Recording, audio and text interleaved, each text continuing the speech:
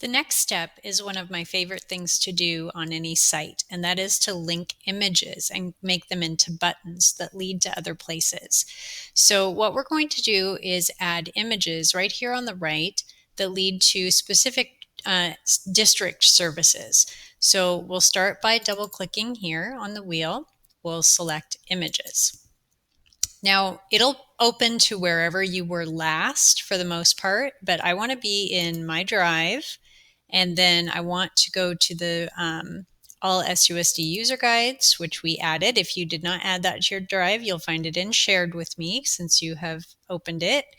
And then go to the Webpage images folder.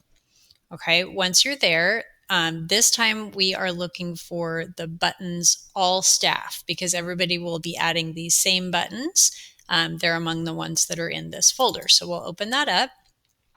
And the first one we want to grab is the information backpack because that is something we want parents and students to be accessing to find information. So we'll double click on that one.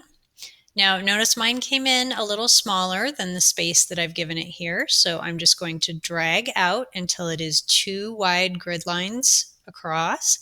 And then always remember to click that uncrop button so that the whole button shows, the whole image shows. Now we want to link this image and we'll use this button right here. So in order for everybody to have the links, if you go to the Webpage images folder that you left open earlier in the session, and you go into that Buttons for All Staff folder, you'll find one document in there, and that is called Links for Directory Images.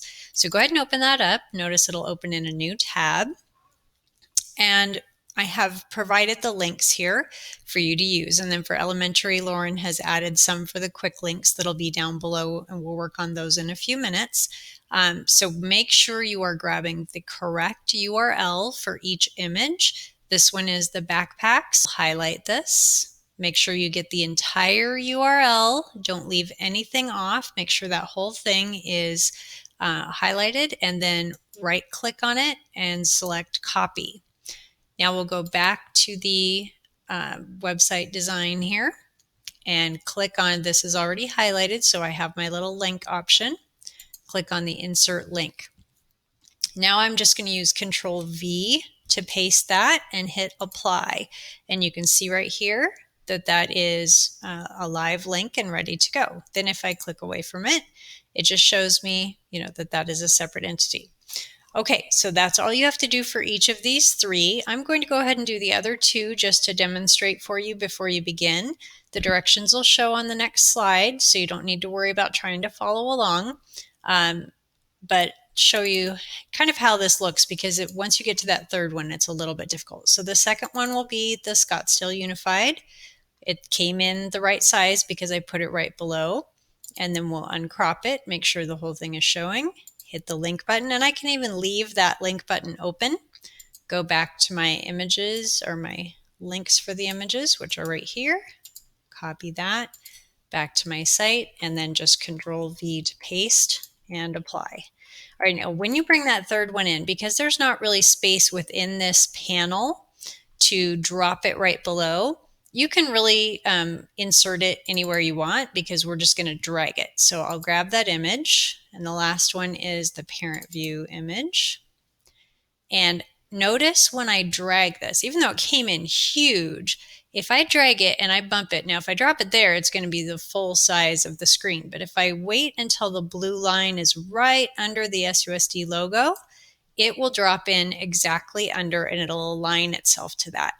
Now, I also want you to notice that this entire box has kind of linked those pictures together.